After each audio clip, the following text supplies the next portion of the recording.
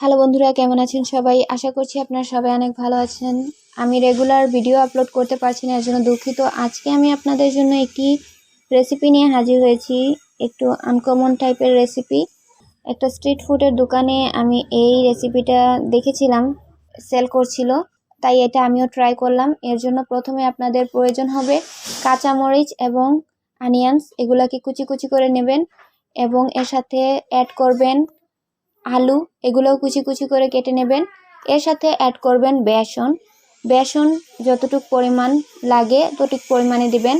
দেওয়ার পরে এর সাথে পানি অ্যাড করবেন। পানি অ্যাড করার পর তারপর এর সাথে আমাদেরকে অ্যাড করতে হবে হলুদ, লবণ পরিমাণ মতো। তারপর আবার পানি অ্যাড করবেন। পানি অ্যাড করার পরে এটাকে এর সাথে আমরা মিক্স করব সিদ্ধ করা নুডলসগুলো মিক্স করার পর আমাদের এর সাথে অ্যাড করতে হবে আটা মিক্স করে ভাজার জন্য তৈরি হয়ে যাবে। তারপর এটাকে তেলে ভেজে নেবেন। আর কিছু লাগবে না এখানে। আমি যেই উপকরণগুলো লাগবে সেগুলো হচ্ছে কাঁচামরিচ, পেঁয়াজ, আলু, তারপর হলুদ, লবণ পরিমাণ মতো, পানি, বেসন এবং আটা, এগুলোই লাগবে। আর আজকের ভিডিওটি রেকর্ডিংটা তেমন ভালো কোয়ালিটির হয়নি। আমাদের ক্যামেরাম্যান ছিল অনেক বেশি প্রো লেভেলের। আমার কাজিন সিস্টার, সে ক্যামেরা ভালো করে ধরতে পারেনি, যার কারণে ভিডিওটা অনেক মুভ হচ্ছে এবং ফোকাসও ঠিক করে হচ্ছে না।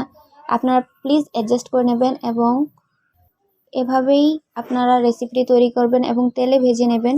ভেজে নেওয়ার পর আমি লাস্ট ভিডিওটি যেটি রেকর্ড করেছিলাম সেটিও তেমনভাবে ফোকাস হয়নি, যেটা আমি বললাম যে ক্যামেরাম্যানের বেশি দক্ষতার কারণে ভিডিওগুলো ক্লিয়ার হয়নি। যাই হোক, তারপরও আমি আপনাদের সাথে এই ভিডিওটি শেয়ার করলাম, কারণ অনেক দিন ভিডিও আপলোড করা হয় না। ভিডিওটি কেমন লাগলো তো অবশ্যই কমেন্টের মাধ্যমে জানাবেন। আমি আপনাদের কমেন্টের অধীর আগ্রহে অপেক্ষা করব। সম্পূর্ণ ভিডিওটি দেখার জন্য ধন্যবাদ। দেখা হবে পরবর্তী ভিডিওতে। Until then, stay safe, stay healthy, take care and goodbye.